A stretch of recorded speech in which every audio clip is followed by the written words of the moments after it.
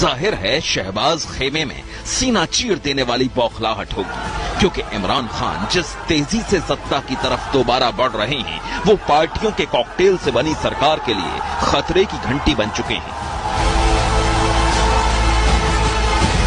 इसलिए हर वो दांव खेला जा रहा है जिससे इमरान खान को पाकिस्तानी आवाम की नजर में एक धोखेबाज करार दिया जा सके।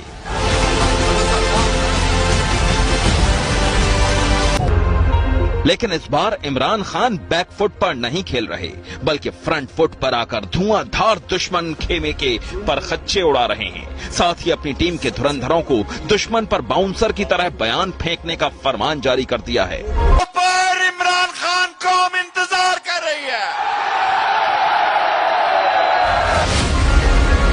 दरअसल इमरान खान अपनी खूबियों से ज्यादा शहबाज सरकार की नाकामी की वजह से आवाम का भरोसा जीतते जा रहे हैं, क्योंकि शहबाज सरकार पाकिस्तानी आवाम को महंगाई, गरीबी से निजात दिलाने में फेल हो गई है। इस बीच बाढ़ ने भी हालात काफी बदल दिए। इमरान खान ने बाढ़ग्रस्त इलाकों में दौरे पर दौरे किए, जबकि शहबाज शरीफ वहां जाकर मदद पहुंचाने की बजाय लोगों से ही मदद मांगते दिखाई दिए।